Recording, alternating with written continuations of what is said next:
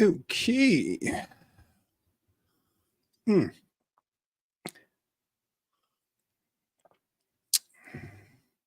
All right, all right, all right. People are starting to join. Good stuff. If somebody can give me a thumbs up on the Instagram to make sure you guys can hear me. So thumbs up, please, and thank you. And we'll take it from there. We have an interesting one today because I'm talking about stuff that's in the news, but that's not necessarily being addressed. And I think it's worth it. I really, really believe that what we're going to be talking about today is extremely worth it. And I appreciate K Masgill. K Mason Gill. Man, sometimes names are hard to read on the Instagram. I appreciate it. Thank you, Price, as well, for confirming you guys can hear me. So, we'll get right into it. And today's show, I want to talk about on today's show, I want to talk about four things, all concerning the attack that's going on free speech worldwide. First off, I want to provide you with a Jordan Peterson update. Second, I want to talk about the UK sentencing their first cyber bully. Three, I want to talk about Australia's new social credit system that the government is actually considering. And if we have time, I want to speak about Lagan.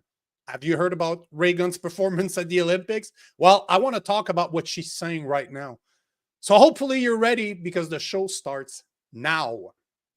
My name is Nico Lagan. I am a voice for common sense. I believe in free speech, the Second Amendment, masculine men, feminine women, accountability, small governments, and God.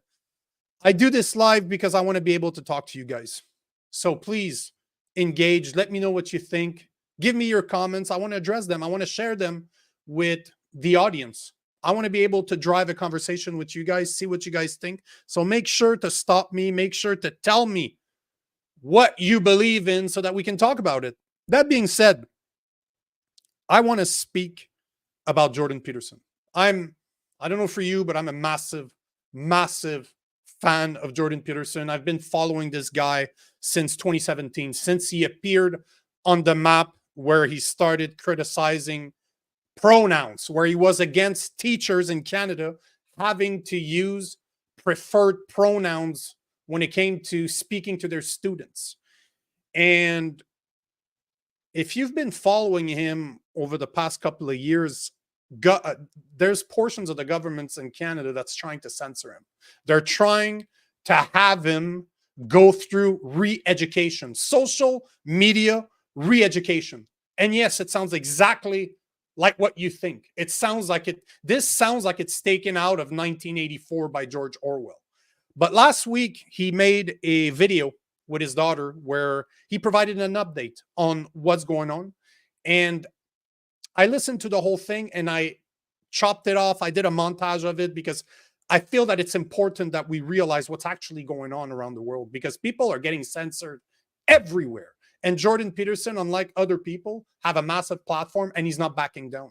So confirm to me that you guys can hear this, because I've had some problems on Instagram for some reason this week.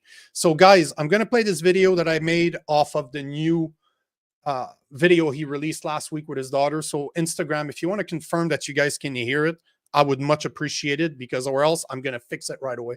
So let's get into it and let's see what Peterson had to say. This investigation is caused by people around the world filing complaints against comments you've made on social media about the government, trans issues, and things you said on Joe Rogan. So you appealed, I think the last time we did an update, you were appealing to the Supreme Court of Canada to see if you could avoid the mandated re-education that the College of Psychologists wants you to do. And for everybody who doesn't know, that re-education means they're assigning someone they choose to train you on what to say on social media, which I find more. And before he gets into it, you heard that right.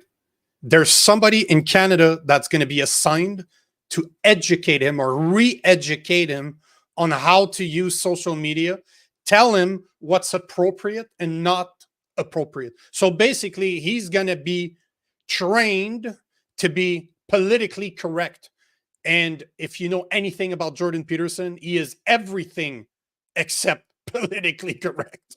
More than that, even I would say more than that. They want to retrain me with regard to how I conduct myself as a public intellectual, let's say. And so, and that retraining is, of course, at my expense with their deemed experts. They have someone who styles herself, I believe, a social media expert, whatever the hell that is. And apparently they believe that her intercession in my affairs will bring me to heal. That's the plan. And so they've already sentenced me to that. We appealed that through the Court of Appeal first in Canada, now at the Supreme Court. And the Supreme Court announced today that they rejected my appeal and they want me to pay court costs for the College of Psychologists. A college. So I'll stop it right there, because now you're just understanding that his appeal to re-education was denied. The courts in Canada said, hell no, you still have to go through it. If you want to keep your license as a psychologist, you're going to have to go through it. Now, it seems that people are telling me that there's an echo on the Instagram. So just give me a second here if I can figure out what the problem is. It's a new platform and I'm trying to make sure that all is good. So thank you for letting me know that there is an echo. Let me see. You know what? Let me see if that's what the issue is right here. So we're going to listen to another portion of the video, because he's going to explain what the next step is. But let me know on the Instagram if you can still hear the echo. Is a board that licenses people professionally after they've completed their education, just so everyone knows, and you have to stay in good standing with the college. There's a membership fee generally, and the colleges in principle were there to ensure that the public was well served by people with professional designation, but they've become radically politicized, just like everything else in recent years. And the college obviously has members who are none too pleased with me for being right about things. And now it's time to be re-educated. And just so people know what have been the accusations. Here we have it. So this is just a portion, because once again, thank you on Instagram for letting me know the echo's gone. So I appreciate the feedback. That being said, Jordan Peterson is going to go through re-education. We don't know what it's going to entail. We have no clue right now what it's going to entail. But the point in the matter is that if he wants to keep his license, if he wants to keep his psychology license in Canada, he has no choice of doing it. And for the people out there that believe that being woke and progressive is a good thing, anytime you go after free speech, you're a tyrant. Let's continue this. Well, they take three forms. You alluded to them. I've been very vociferous in my objection to the butchery of children that goes, and their sterilization, which I regard as a crime against humanity, by the way, and which my fellow colleagues on the psychological, psychiatric, and medical front have proved themselves none too courageous in opposing, shall we put it that way. And can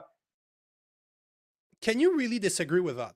Can you really disagree that it is the job of psychologists to call out what's going on? Because right now, gender reaffirming care is hurting kids. The type of damage that it's creating is irreversible. We're not talking about just meeting with a psychologist at this point. We're literally allowing our children to get butchered, to have what they call top surgery, basically having women remove their breasts to become men.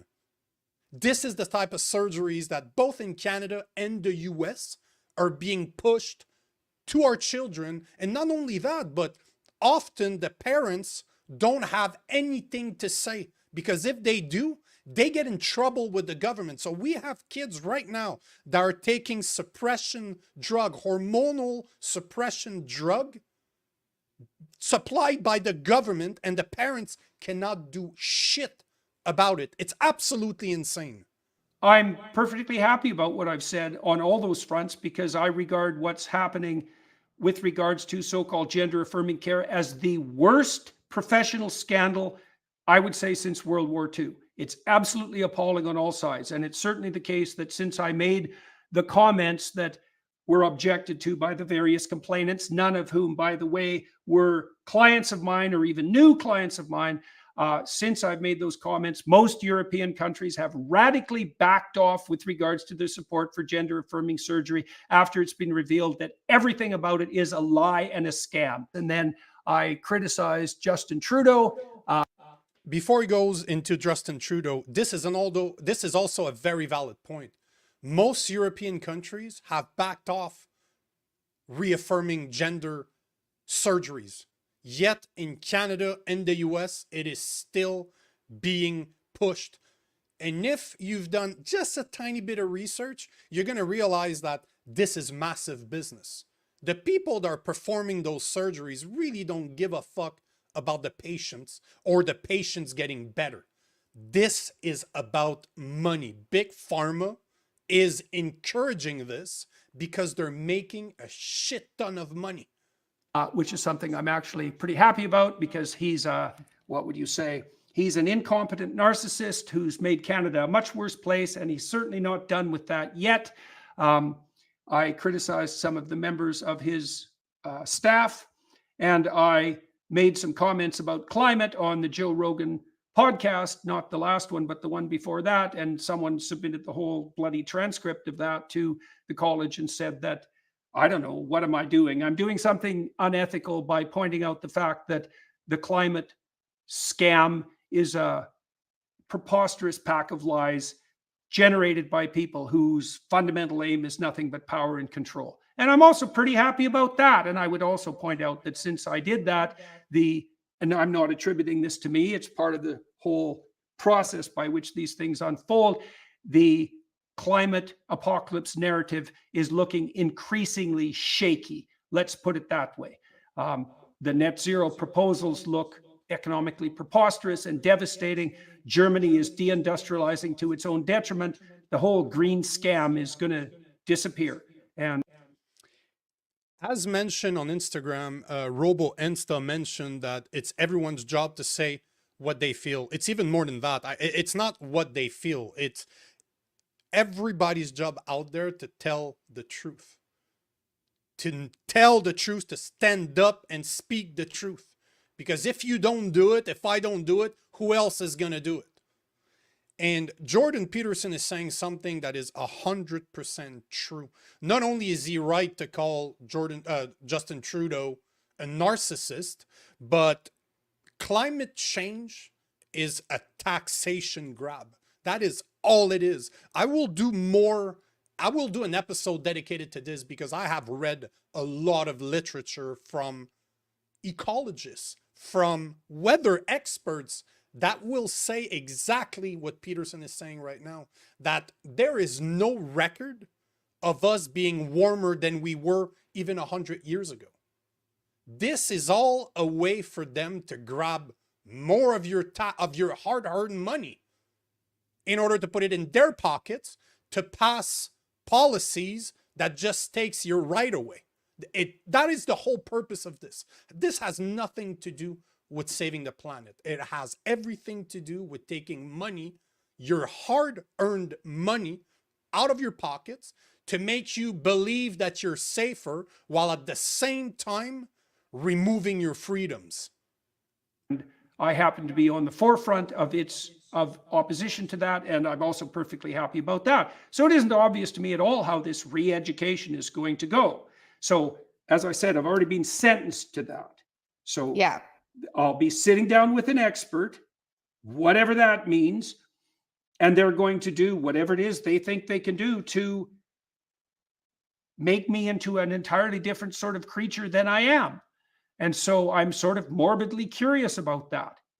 So, like, who are they going to get to do this? How are they going to proceed? How are they going to make it very difficult for me to undertake that? Because that'll certainly be one of the tricks. So that's the situation. Now on to the re-education camp. And I'm going to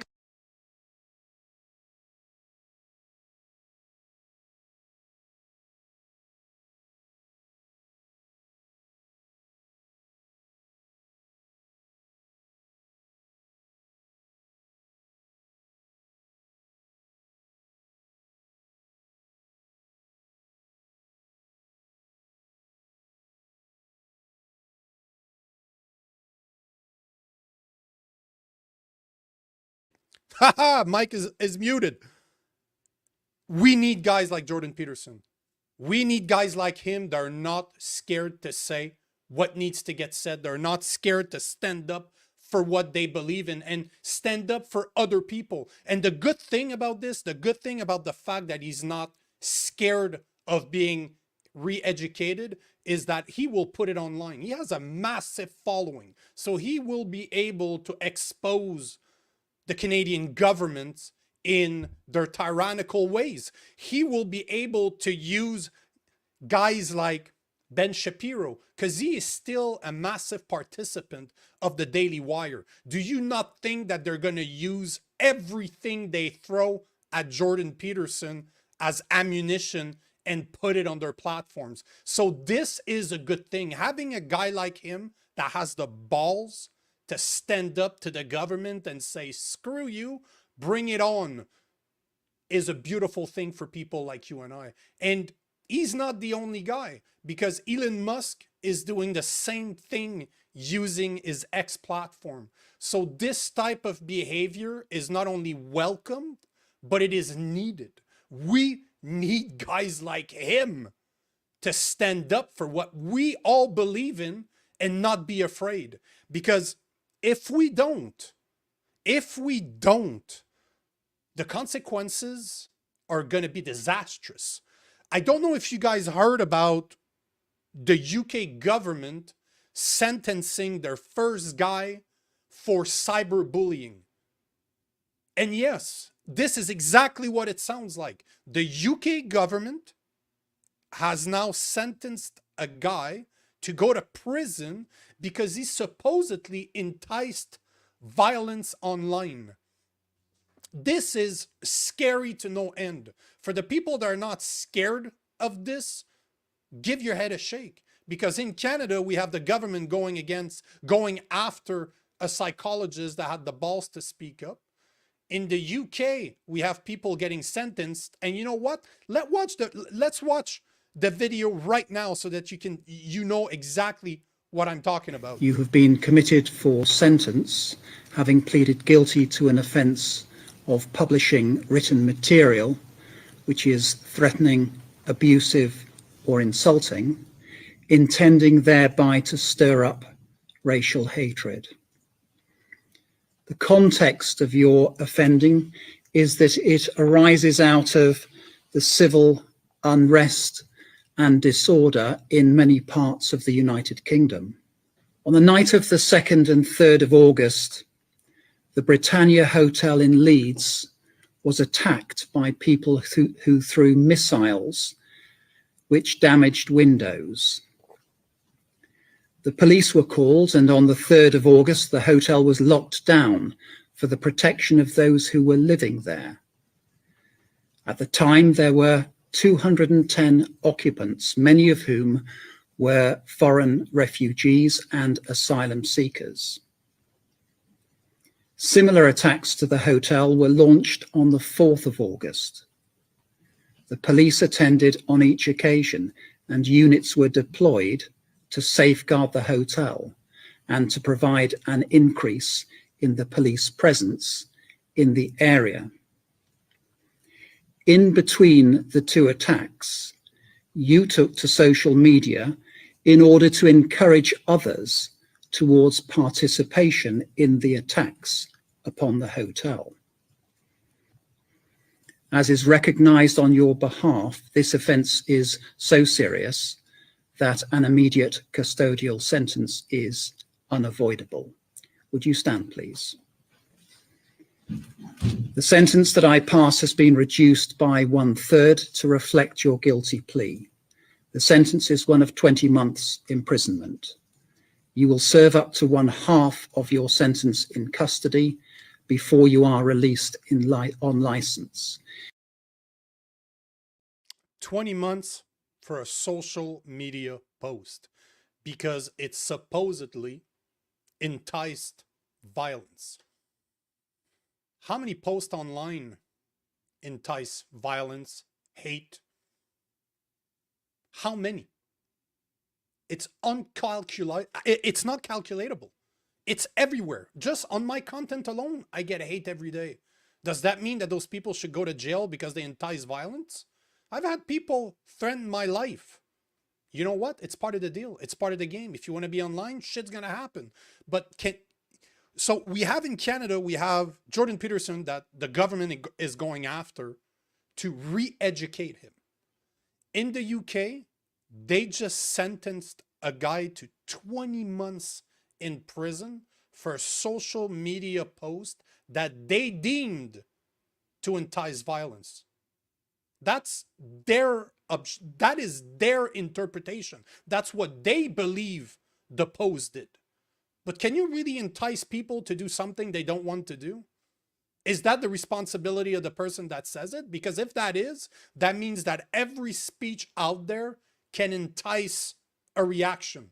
Does that mean we won't be able to post online anymore? Or is it just that the government, like in Canada, like in the UK, want to be responsible to tell you what you can and cannot say? And this is where we're going with this. This is the whole point. This is the path to communism, where you are told what you can and cannot say. And if the government doesn't like it, they either shut you up, put you in prison, or get rid of you. This is the path that we currently are on. And if you don't believe me, if you don't think that this could ever happen in a country that is deemed civilized, because this has been going on in China forever. This is nothing new for the communist country of China. This is totally normal where they're from. But here is a video. If this, what I've shown you up to now, hasn't scared you yet, here's a video of Australia. This is a policy that they are considering passing in Australia. Listen to this and tell me this is not fucking scary. A radical plan to crack down on social media abuse is being considered by the federal government. For more, Nine's Oliver Haig joins us live in Adelaide. Ollie, how will it work? Layla, good morning. Essentially, it will work the same as a passport. Australians forced to submit 100 points of identification, like their driver's licence or passport, when using social media accounts like Facebook and Twitter. Now, police would have access to those social media accounts, and it's all part of a crackdown on online abuse. Now, users could be liable for defamation suits or even criminal prosecution, and it's all part of a plan hoping to deter people from engaging in bad behaviour. Now, the recommendations were handed down by a federal parliamentary inquiry. They're reforms that are being considered by the Morrison government, with the chairman saying there is merit to remove the veil of being anonymous. Layla? And yes, you heard that right. So in Australia, the government is considering passing legislation that would force people to provide access to their social media to police and the government. So not only do they have to say exactly who they are, so anonymity is not going to be there. You can no longer. So basically what Australia government wants to do is to pass a law that would prevent people from being anonymous online. They would have to provide identification in order to use social media.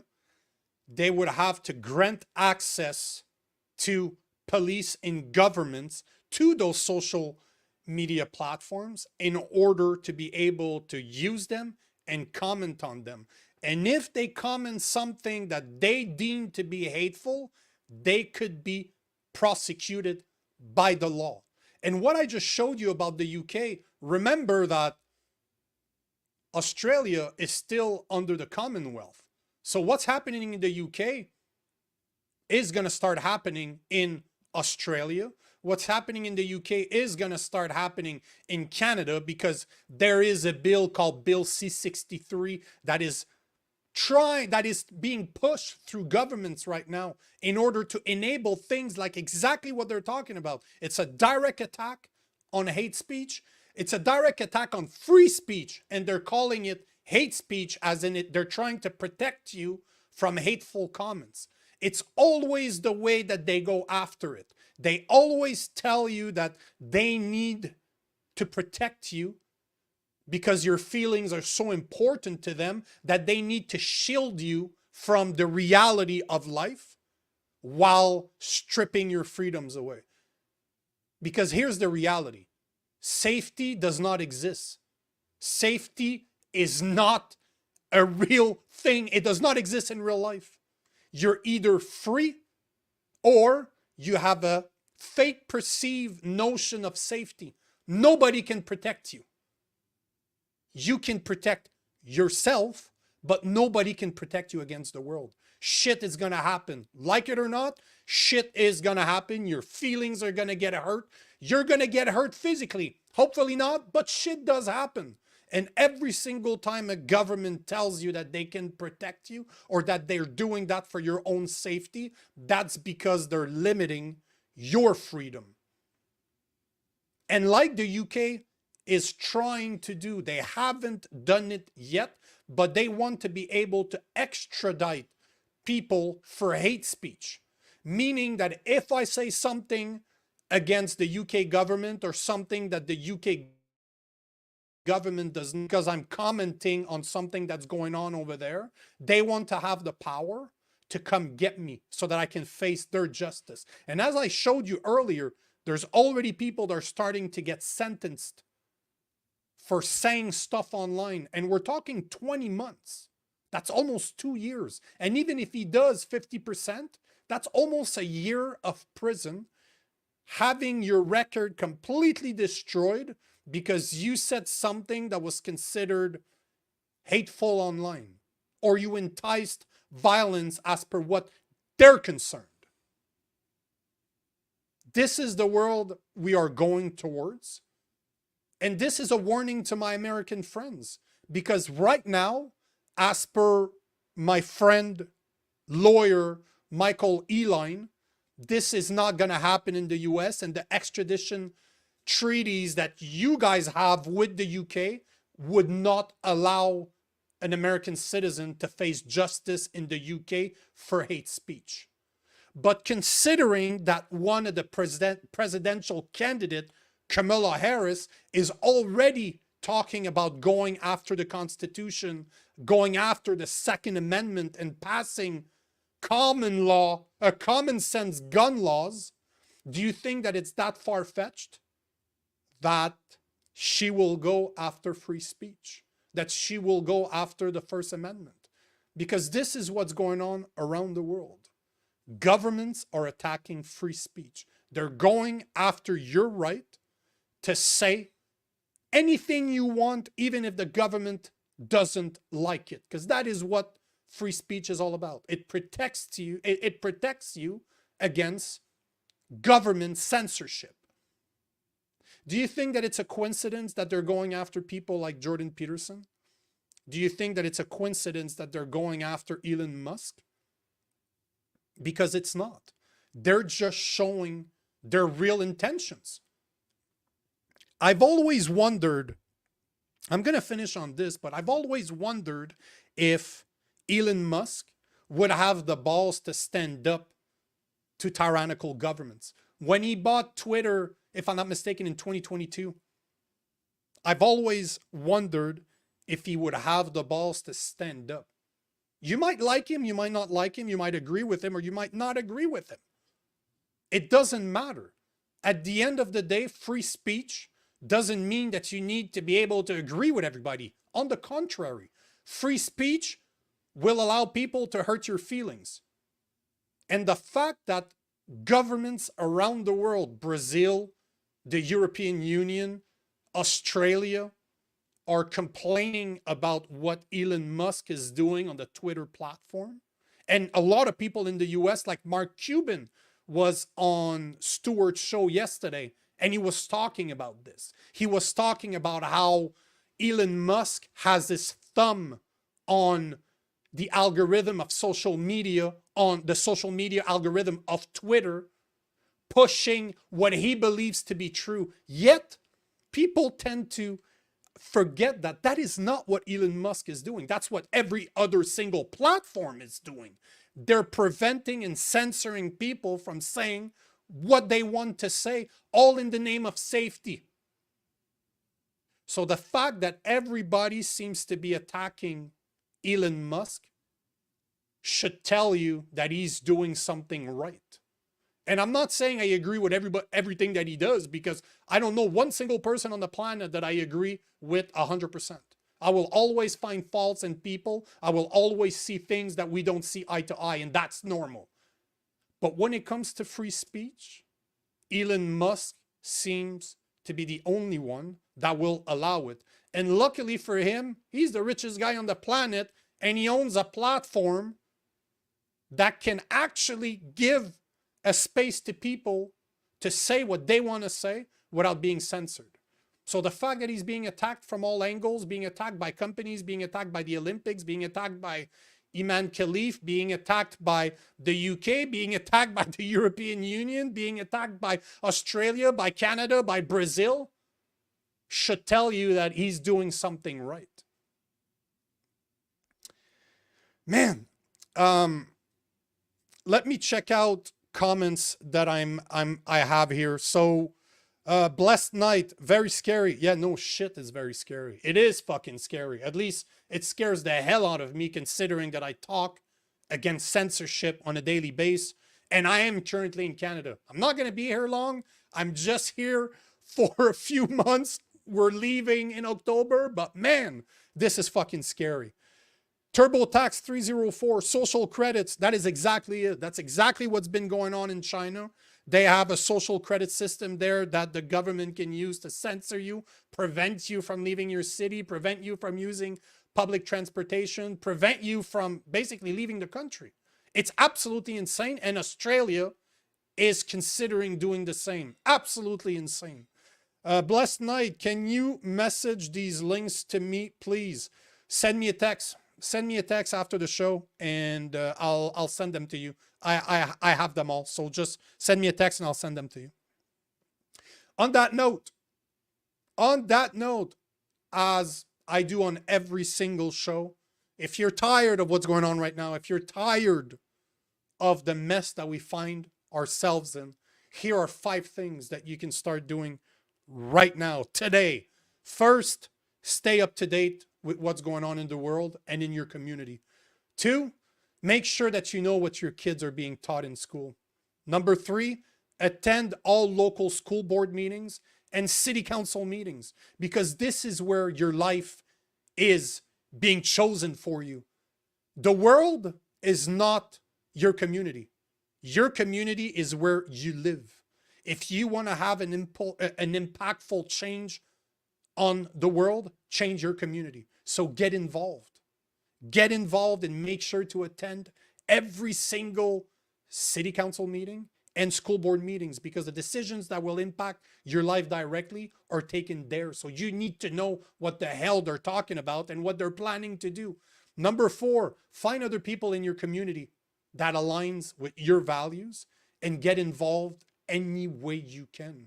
And number 5, make your voice heard on social media. Create your own content. Let people know what you stand for. Help enlighten people with different types of opinions. Expose people to your opinion. And if you don't want to create your own content, which I completely understand, share content from people like me or other conservative people out there. There's great content on there, and it's not hard to share it.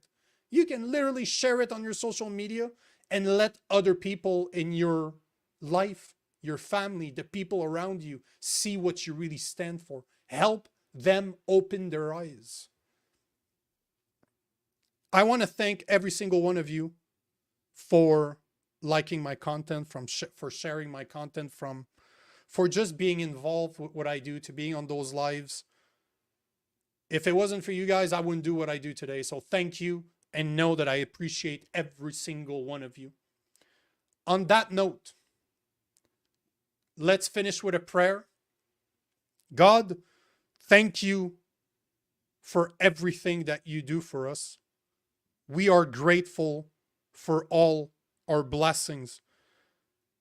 Please give us the courage to stand up for what we know is right, the words to speak what needs to be said and the will to help others. Amen. I will wish you a great weekend, and I will see you on Wednesday. Unfortunately, on Monday, there's no show. I'm going to be in LA, so my equipment's not coming with me, but I will see you next week on Wednesday. Have a good weekend, and peace out.